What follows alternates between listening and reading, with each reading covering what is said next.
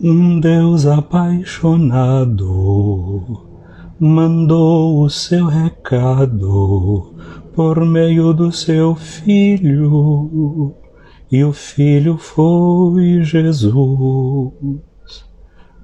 Mandou dizer que é Pai, que ama tanto e tanto cada um, que até o fio do cabelo que ele cai, porque ele é Pai, seu coração percebe. Um filho apaixonado morreu crucificado, paixão mais dolorida o mundo nunca viu. Mas antes de morrer, amando seus amigos um por um, ajoelhou, lavou-se os pés de cada qual, fez muito mais, tornou-se nosso alimento. Ao longo do caminho existe um pão e o vinho que enche de sentido a vida de quem vai. Por isso, ao receber Jesus, o Filho Santo de Javé, a minha fé me diz que posso ser feliz. E ele diz que vai ficar comigo. Olha o detalhe dessa cena do lava-pés. O rosto de Jesus se revela na medida que ele se ajoelha para lavar os pés do discípulo. A imagem que representa Pedro e a sua resistência no momento dessa cena. O rosto de Jesus, que no alto do Monte Tabor ficou completamente iluminado, é esse rosto que agora a gente pode contemplar bem aqui dentro dessa bacia. Um rosto que se revela na água do lava-pés. Aquele mesmo rosto que se revelou e se mostrou para nós também no dia, na hora da ocasião do nosso batismo. Água do lava-pés, água do serviço, água do batismo, água que nos transfigura, água que nos transforma naquilo que nós somos, filhas e filhos de Deus. O Padre Zezinho fez essa canção que a gente começou no dia de hoje, não é? Um Deus apaixonado. E nos fala dessa beleza desse filho que, ao retornar, ao voltar para o seu pai, de quem ele recebeu a missão de vir aqui no mundo se revelar, ele deixa para nós esses sinais maravilhosos do seu amor, da sua encarnação. Desde ontem você está sentindo que eu estou insistindo, não é? Nessa temática de querer ligar a transfiguração com o momento também do lava-pés, como Jesus ficou ali transfigurado diante dos seus discípulos, transfigurado no servo, naquele que servia. Porque ontem era indicativa que ele deixava muito claro para nós, não é que por essa via do serviço é que a gente realmente encarna aquilo que é a essência dele como Filho de Deus. O Filho de Deus que se manifestou no Monte Tabor, se revelou, se transfigurou diante deles, é aquele Filho de Deus que esvaziou-se de sua glória, como diz o cântico dos Filipenses, e assumiu a condição de um escravo. Fez-se semelhante a nós, mas assumiu a condição de escravo, a condição de servidor. Por isso eu e você que recebemos a água do batismo e nos tornamos uma coisa só com Jesus, nesse nosso caminho, nessa nossa peregrinação rumo à Páscoa, onde a gente vai renovar as promessas do batismo da gente, a gente não pode se esquecer disso. Lava-pés. Um bispo aqui da Itália chamava-se Dom Tonino Bello. Dom aqui não é o título para bispo, não. Dom é o título para padre. Quando eu vou em qualquer comunidade, as comunidades me chamam de Dom José, com D-O-N. Portanto, é um bispo que nunca quis ser chamado de Monsenhor, de Dom Fulano, de Excelência, de Reverendíssimo. Dom Tonino Bello, bispo de Molfetta. E Dom Tonino Bello insistia com uma coisa. Ele dizia que a igreja deve ser a igreja do avental. Ele diz que é o único símbolo que se fala na Bíblia das vestes clericais é o avental, que existe na liturgia da Igreja Católica, não é? Em bom português se chama esse avental de gremial. Quando o bispo vai fazer o lava-pés, ele tira a casulla, depõe tudo aquilo, ele põe o gremial, não é? Que é o que ele mesmo usa, por exemplo, quando vai ungir a mão dos padres, ele põe o gremial, o avental, para não sujar de óleo as vestes litúrgicas, põe o gremial quando ele vai ungir o altar na sua consagração. Portanto, o avental é uma veste litúrgica. E Dom Tonino Bello diz assim, que ele se escandalizava porque nas sacristias a única veste que é litúrgica que está mencionada na Bíblia era a única que ele nunca conseguia achar em uma sacristia de igreja. Ele achava estolas, casulas, todas coisas muito belas e muito lindas, mas o avental não achava. E ele insistia que a igreja deve ser a igreja do avental, imitando o seu mestre, que pegou a toalha, amarrou na cintura e se cingiu de uma espécie de avental para servir aos seus irmãos, para servir às suas irmãs. É assim também que eu gostaria de olhar.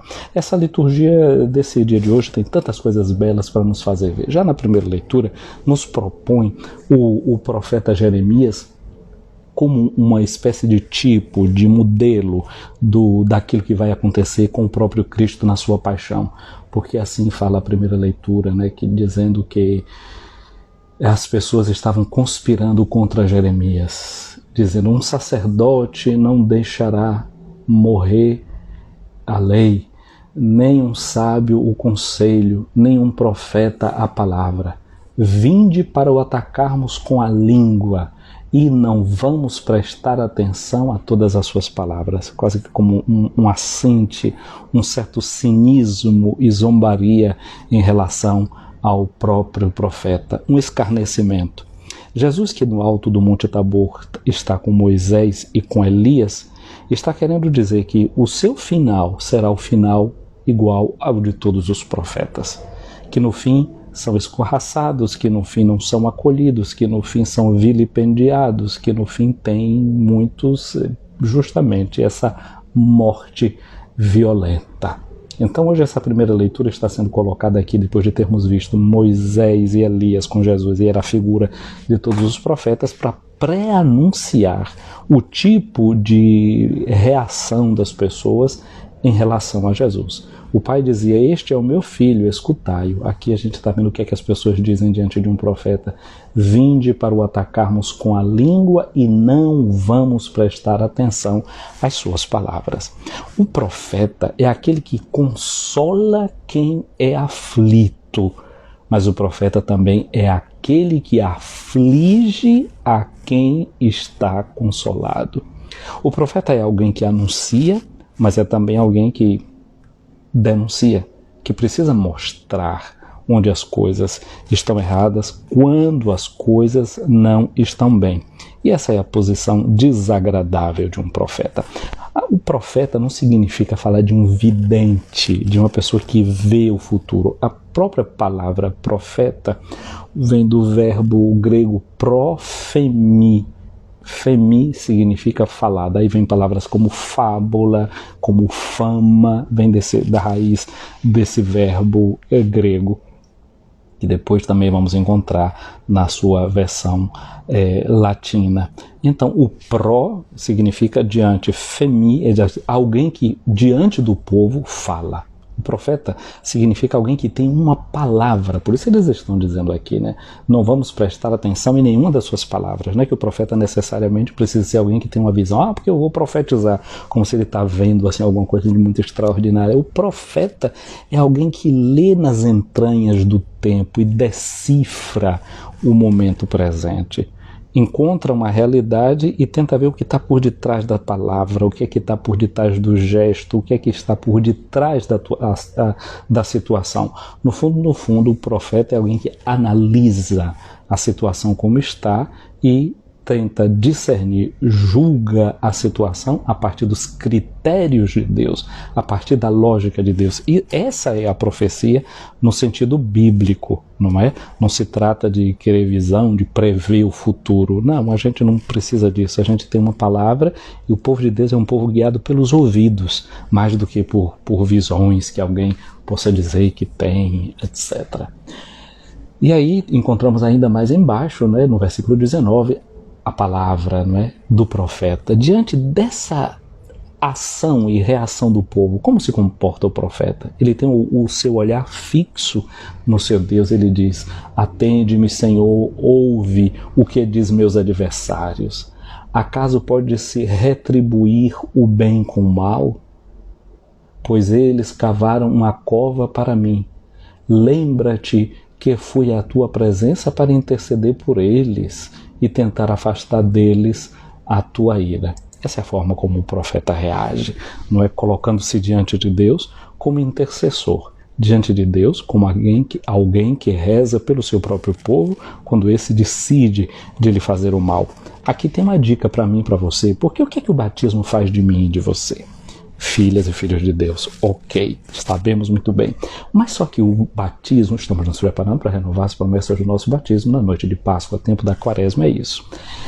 O que é que acontece? O nosso batismo, ele nos faz filhas e filhos de Deus, nos insere em um povo que é povo de sacerdotes, profetas e reis. Reis significa que a gente deve servir.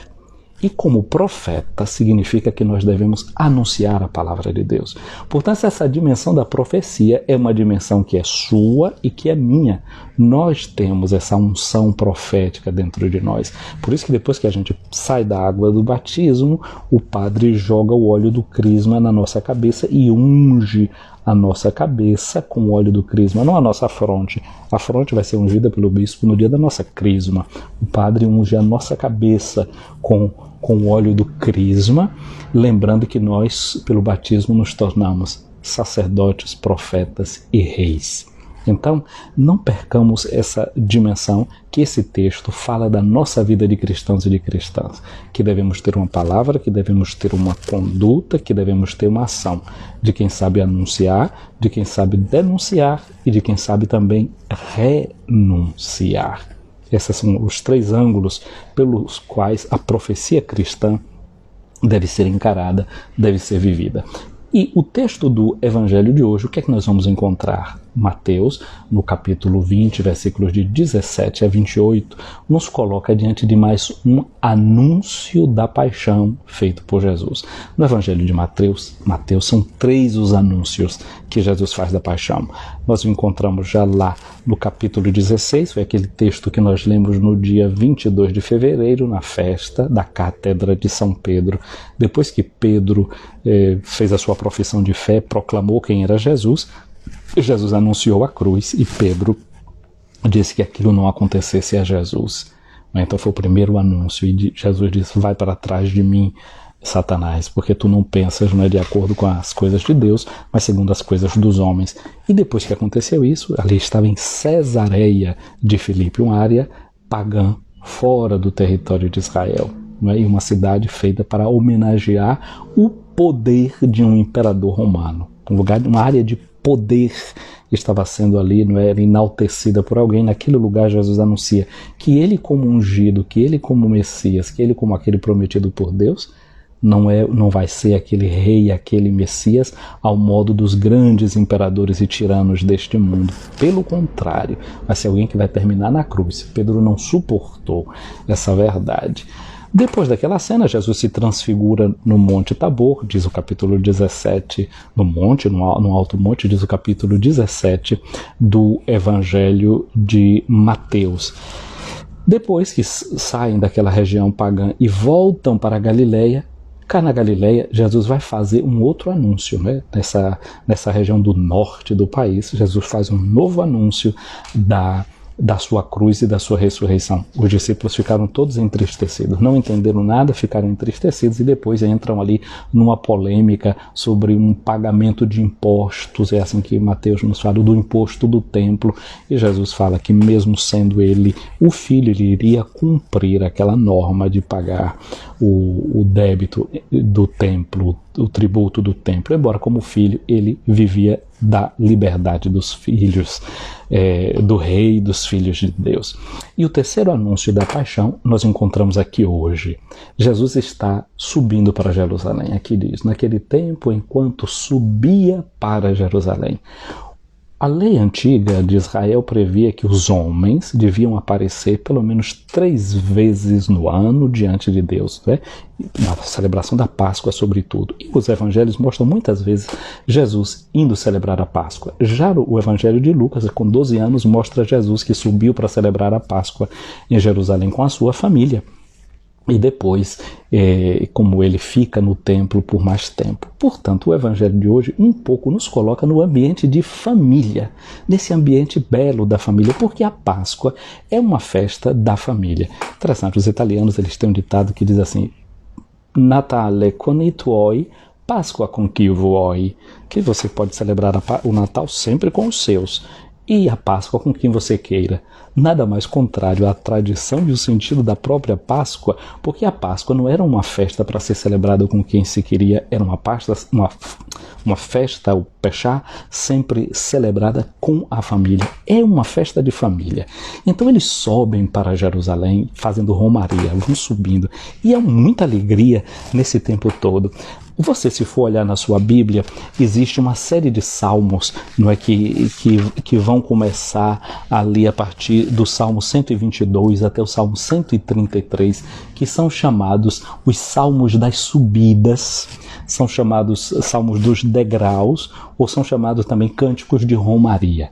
Tem um deles que é tão belo, né, que canta assim, que alegria quando me disseram vamos à casa de Deus, e afinal meus passos se detêm às tuas portas, Jerusalém. É uma coisa bonita quando os romeiros vão chegando assim em Jerusalém, tem um ponto da chegada, como quando quem vinha das caravanas, como Jesus veio da região da Galileia, onde a gente tem o vale ali embaixo do Redron e se vê a cidade de Jerusalém. Aliás, se diz que daquele lugar Jesus viu a cidade de Jerusalém e ele chorou. E o Salmo 133 também é muito bonito, porque eles cantavam também esses salmos. A gente tem até uma versão assim simples, bonita, que canta nas comunidades assim, oi que prazer, que alegria, o nosso encontro de irmãos. Oi que prazer, que alegria, o nosso encontro de irmãos.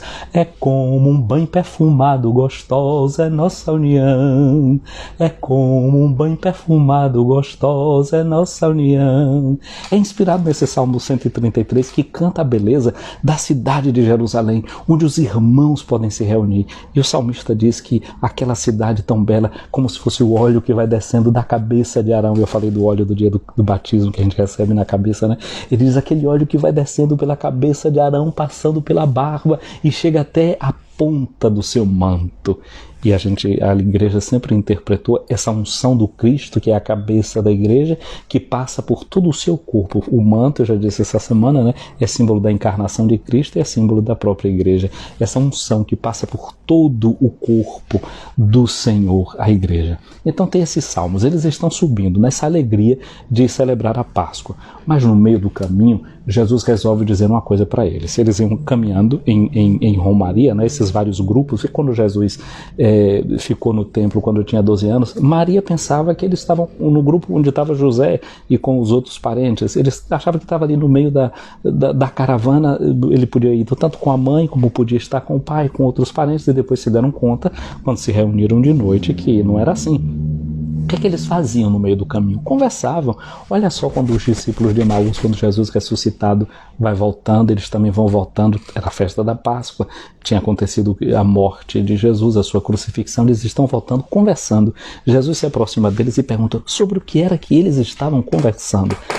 O que é que se faz na Romaria? Tantas horas viajando, as pessoas vão conversando, se conversa de tudo e de mais alguma coisa. E Jesus resolve fazer um encontro vocacional. É um encontro vocacional pela estrada, esse de Jesus. Falar da vocação, né? Então, da família dele, que era ali, que estava nesse momento. Aí diz aqui o texto que Jesus pegou seus discípulos e levou à parte. Saiu do meio daquele grande grupo que estava caminhando. E ele, durante a caminhada, Jesus disse para eles: eis que estamos subindo para Jerusalém. O Filho do Homem será entregue aos sumos sacerdotes, aos mestres da lei. Eles o condenarão à morte e entregarão aos pagãos para zombarem dele, para flagelá-lo e crucificá-lo. Mas ao terceiro dia ressuscitará. Tem a promessa da ressurreição. No meio de Jesus, com toda essa conversa, falando da morte, da ressurreição, falando da cruz, que vai ser zombado, aparece a mãe dos filhos de Zebedeu. Os filhos de Zebedeu, Tiago e João, já tinham subido para o monte com Jesus na hora da transfiguração. E eu já disse a vocês que eles eram chamados de Boanerges, os filhos do trovão. Aí a mãe agora aparece lá. E diz assim, que ela ajoelhou-se diante de Jesus. Né? Jesus está conversando lá, ela chega, imagina a cena, né? Se ajoelha diante de Jesus para fazer um pedido. Aí Jesus, quando viu aquela cena, aquela mulher ajoelhada diante dele, sabe como é o nome dessa mulher? Interessante. Ela também vai estar ao pé da cruz.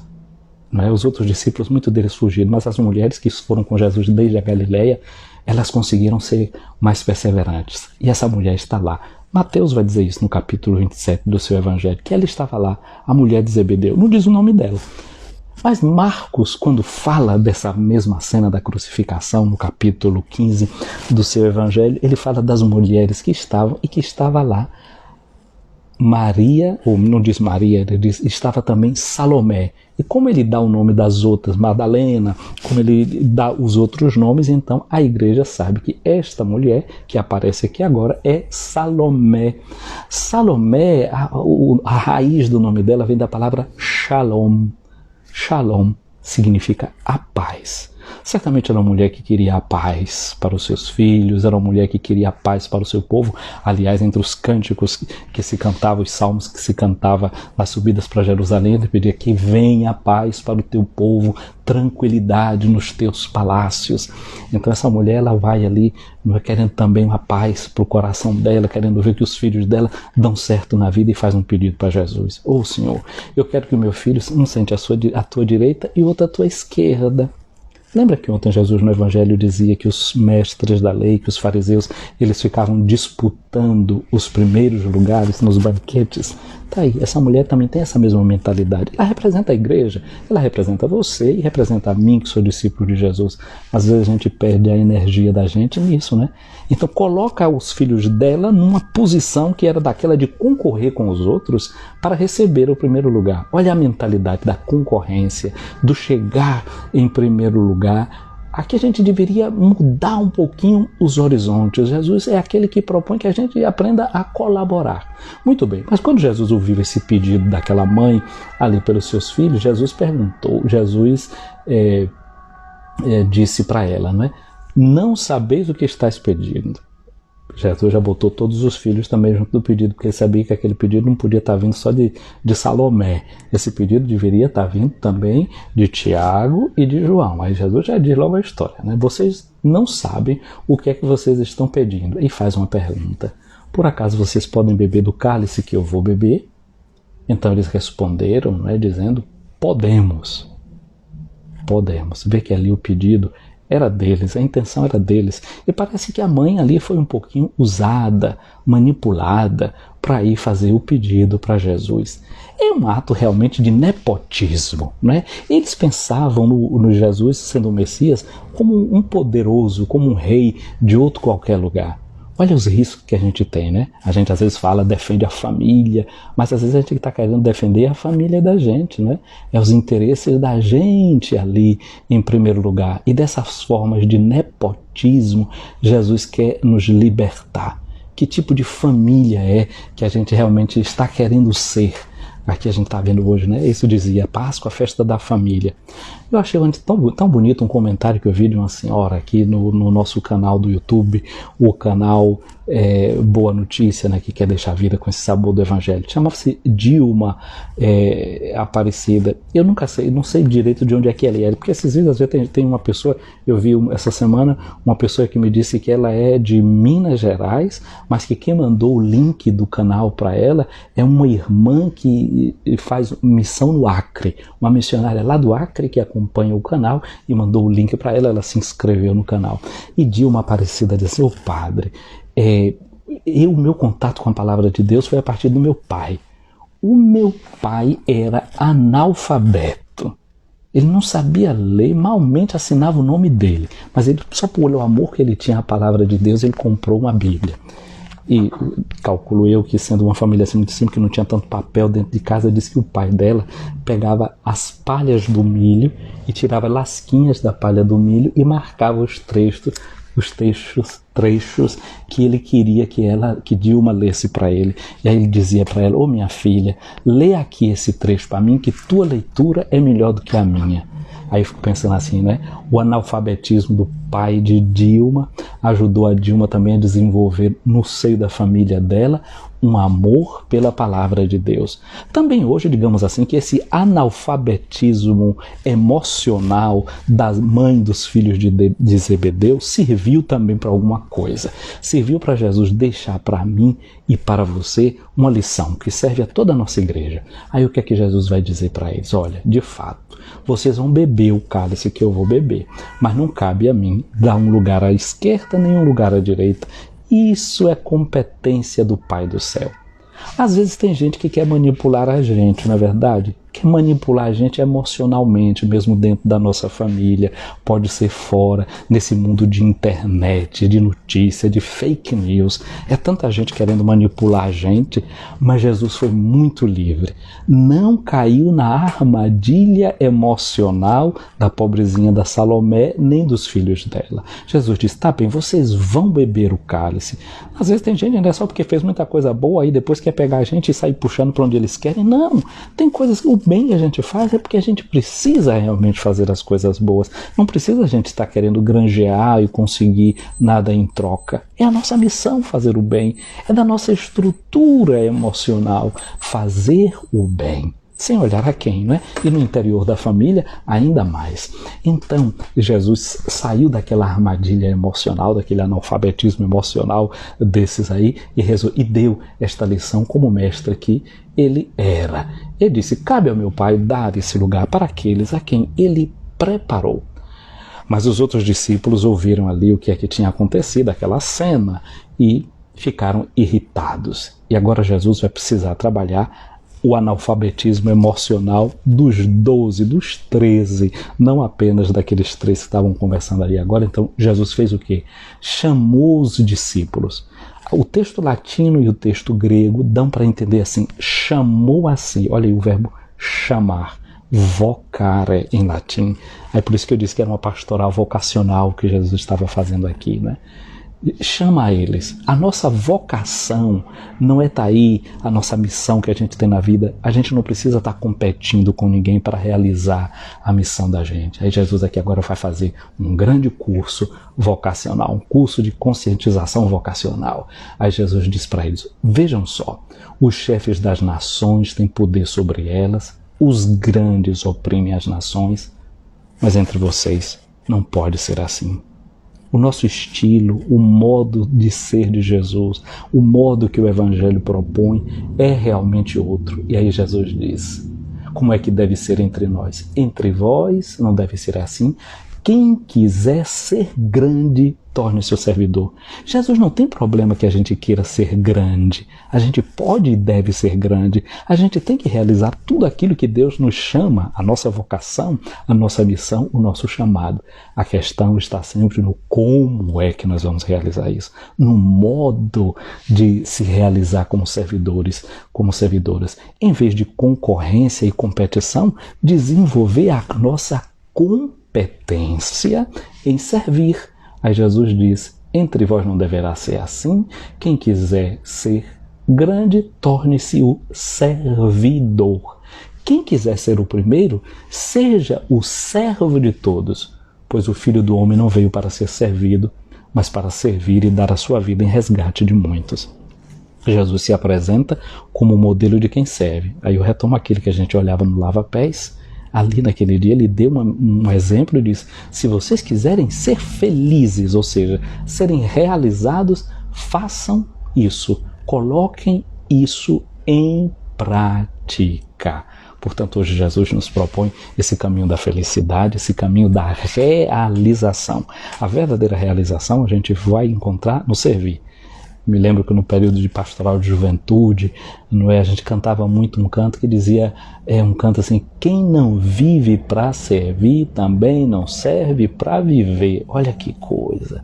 Então, peçamos hoje a Jesus essa graça de sermos servidoras e servidores. Aí o que foi que a gente viu no Evangelho de hoje, voltando àquela temática da transfiguração, não é que a gente está jogando à luz durante essa semana. Jesus é aquele que transfigura os nossos desejos. Jesus é aquele que transfigura os nossos sonhos e nos faz olhar na direção certa.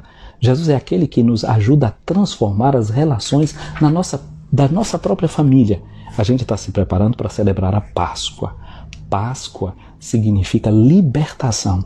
Jesus está nos libertando de todas essas amarras psicológicas de uma sociedade que ajuda a gente a querer estar concorrendo com os outros, para a gente aprender o caminho da doação.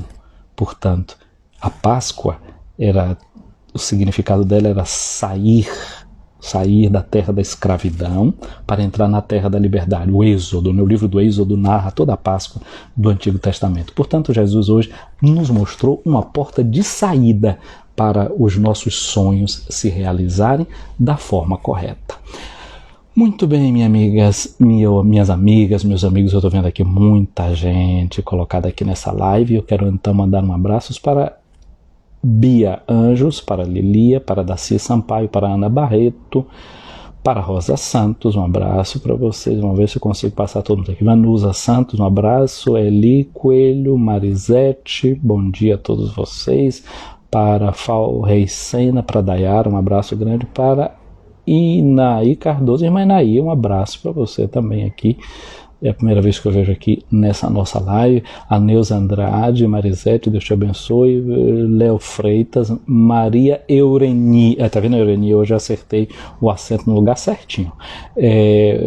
Tu vê, Dai Preta, um abraço para você, Dai, para Deise Cássia, para Mateus, para Will de Souza, aqui também participando dessa live, para cá o Rezende, Leo Passo, Silvia Fernanda, Rosidete Pimenta, o nosso Padre Rafael, um abraço, Padre Rafael. Padre Rafael é o que mais longe está de mim aqui, no mesmo corredor que eu moro. O Padre Rafael, daqui a uns dias ele vai voltar aí com toda aquela formação que ele nos vai dando na linha da história da igreja. São contribuições muito, muito boas que o Padre Rafael vai dando a gente cada dia. Então sigam aí como é que se diz, esse perfil. De vez em quando eu ponho ali uma notinha embaixo do perfil do Padre Rafael, vale a pena acompanhar. A Natália Mercedes, um abraço para você, para Consa Rezende, para a Senhorinha Melo, para Meirinha, para Suzane Nery, Roberta, Dinéa, para Adriana Matos, para Tali Ramos, e me parece que terminei aqui. Um abraço então grande para todos vocês e que Deus derrame sobre nós a sua bênção e nos ajude, nos ensine a servir, nos ensine a fazer da vida serviço. Que a gente entre nessa igreja que já falava do Antonino Bello, essa igreja do avental, que a gente tenha disponibilidade para colocar o avental para servir, para deixar que essa água do lava-pés que Jesus pôs lá naquela bacia, não é, vá purificando a gente e transfigurando o nosso jeito de ser. Sobre você, minha amiga, meu amigo, venha a bênção de Deus Todo-Poderoso, o Pai, o Filho e o Espírito Santo. Amém. Um dia abençoado, um beijo no coração de todas vocês, de todos vocês.